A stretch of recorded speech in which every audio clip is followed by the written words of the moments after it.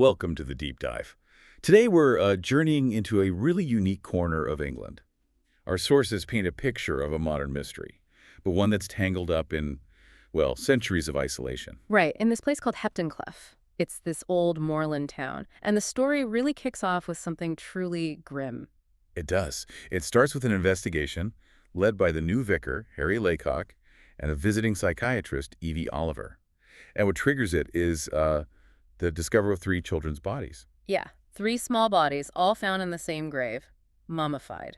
In this grave, it was only supposed to contain one child, Lucy Pickup, who died about 10 years before. But then suddenly there are three. Exactly. It's Lucy, yes, but also Haley, her mother thought she'd died in a fire 3 years back, and Megan Connor, a girl who'd been missing for 6 years. So instantly you know something is deeply wrong. It points to this systemic failure, maybe, hidden right there in this super close-knit community. Absolutely. And Evi Oliver, the psychiatrist, she's initially there just to help with the trauma, but, well, they both get pulled into this cold case that turns out to be anything but cold. To really get your head around how this could even happen, you need to picture Cleff. It's perched up on these bleak moors. Very isolated. And the landscape is dominated by these two churches. One's an old abbey ruin, quite spooky looking, and the other's the newer church built right next to it. And then there's the Renshaw family estate, the old abbot's place. They seem to hold a lot of sway in the town. Oh, definitely. The sources make it clear this town sort of keeps the outside world at arm's length. They're proud of being self-sufficient. Which, as you said, becomes kind of a key point later, doesn't it? It really does. But this isolation, it means their traditions have just carried on, maybe mutated a bit, into things that sound, well, pretty disturbing to outsiders. Unsettling is a good word, like this blood harvest thing. It sounds almost medieval. It's intense. It's basically an annual public slaughter of animals, mostly pigs, right in the town square. Dick Grimes' shop, apparently. Wow, so the streets actually run with blood. Yeah, the sources describe it like that. It leads up to their Day of the Dead bonfire. It's this communal, almost ritualized violence. And that seems to tie into other rituals, too, the harvest ones. There's the cutting of the neck. Sinclair Renshaw leads that, he's the church warden, cutting the last bit of hay by moonlight and making corn dollies. Corn dollies, what's the idea there? They're supposed to be like temporary homes for the spirit of the land, this idea of containing something potent, maybe hidden. Okay, that's interesting. But then you get the bone men. That sounds much more sinister. It is. Life-size figures made of straw and rags by Tobias Renshaw, they burn them on the bonfire. Part of the tradition, okay, but then... Then one turns up dressed in a specific person's clothes. Exactly. Young Millie Fletcher's clothes. And the Fletchers, they're the newcomers. They built a house in the graveyard, right? Talk about being marked as outsiders from day one. Totally. And their son, Tom, who's about 10, he starts having these awful anxiety attacks.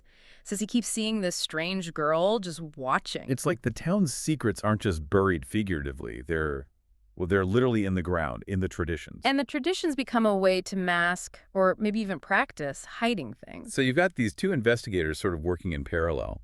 Harry, the vicar, he's having a really rough time. Yeah, he's grappling with his faith, experiencing some genuinely creepy stuff in the church itself. Like what? Whispers that echo what he's just said, feeling like he's constantly being watched. And then, the big one, pig's blood poured into the communion chalice. Whoa! Right after the blood harvest. That's not random. That's a message. Absolutely. A direct hostile warning. And he's caught in the middle, isn't he? Friends with the Fletchers, the outsiders. But his church warden is Sinclair Renshaw, head of the powerful local family. Meanwhile, Evie, the psychiatrist, she's dealing with the human fallout. Gillian, Haley's mom. Right. Gillian's completely consumed by grief and guilt, clinging to this idea that Haley somehow survived the fire she was meant to have died in. So Evie's initial take is community trauma. Pretty much. She sees the whole town Megan missing, Haley dead through the lens of, collective, unresolved grief. Disaster trauma, basically. Which apparently can double rates of mental distress, the sources say. Makes sense for a place like Cleff. Yeah, it's like a pressure cooker.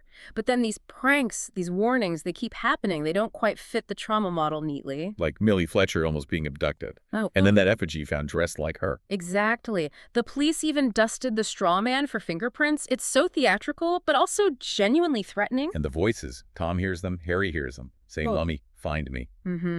So you've got this weird mix A meticulous killer hiding bodies for years. And then this almost childish prankster leaving warnings, What? pouring blood, moving toys in Gillian's place. How do those two things even line up? It seems contradictory. Well, that's the key, isn't it? That contradiction is the breakthrough. Huh. The investigators realize maybe it's not one person doing all this. It's two different. So they start thinking, two separate people. Precisely. The split suspects theory, the sources call it.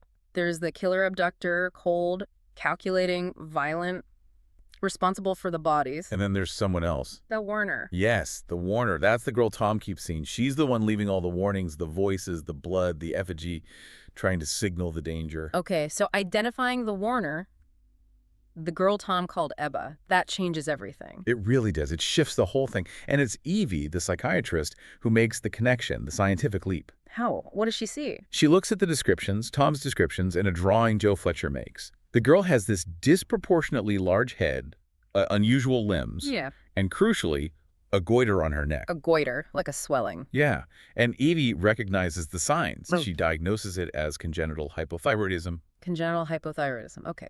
What exactly is that? Well, historically it was often called, and we need to be careful here because the term is outdated and offensive now, Right. but it was called cretinism. Right. Okay. So, medically, what does that mean for Ebba? And why is that condition the key to the whole Hepton-Clough mystery? Because it's often an environmental disease. It's caused by a lack of the hormone thyroxine, and that is usually caused by a lack of iodine in the diet. Iodine, like in salt. Exactly. And you find iodine deficiency most often in really isolated areas, especially mountainous or moorland places. Like Hepton-Clough. Precisely. Right. Places where the soil itself lacks iodine, and because they're so self-sufficient, they're not getting it from outside food sources. Hold on. So the girl Tom saw wasn't a ghost. She was real and she was ill. Because the land itself, the land they were so proud of, was making people sick. That's the tragedy at the heart of it. Remember Tobias Renshaw boasting about how 95% of his food came from the moor? Yeah. Well, if the moor's deficient, that deficiency gets passed down. Yeah. Ebba's condition meant she likely had the mental capacity of a child, so her warnings. Came out like childish pranks.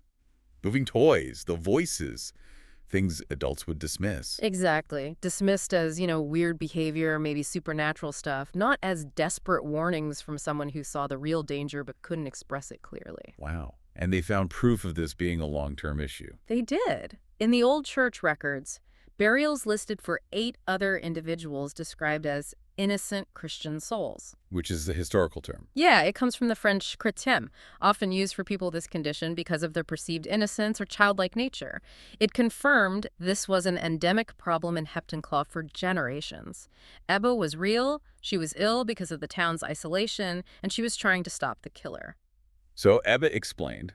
That brings us back to the killer. Who was it? It turns out to be Jenny Pickup, Lucy's mother, and Sinclair Renshaw's daughter. Lucy's mother. Why? What was the motive? Grief. Just this raw, twisted, possessive grief. After Lucy died 10 years ago, Jenny just broke. She couldn't stand the thought of other little girls essentially replacing Lucy or Lucy being forgotten. So she started targeting them. Megan, then Haley, and Millie Fletcher was next. Yes. She abducted them, killed them, and placing them in Lucy's grave, it was her way of horribly making sure Lucy wasn't alone. That's incredibly dark. And she tries one last abduction. It does. She grabs Joe Fletcher, Millie's brother, as a decoy, tells him Millie's hurt to lure him away, hides him up in the church bell tower. But Ebba, she helps. She does. It's her final act. She leads Tom, guides him somehow to a hidden way into the church near the organ and the crypt. And that leads them to Joe. It leads them right to the bell tower where Joe is hidden. So Joe is rescued. Yes, his dad and some local boys, the Knowles brothers, they get him out. But the aftermath, the cost for the people who brought this all to light, it's huge. What happens to Evi? She confronts Jenny, right? She does at the Fletcher's house. There's a violent struggle. Jenny pushes Evi down a long flight of stairs. Oh no, how badly hurt is she? Catastrophically. Her windpipe is crushed, massive injuries from the fall. Jenny herself dies somehow in the incident. The sources say she's later buried in Lucy's grave, and Tobias Renshaw dies soon after too. The whole old power structure just crumbles. And Evi, does she recover? Physically, she survives, but she's left confined to a wheelchair.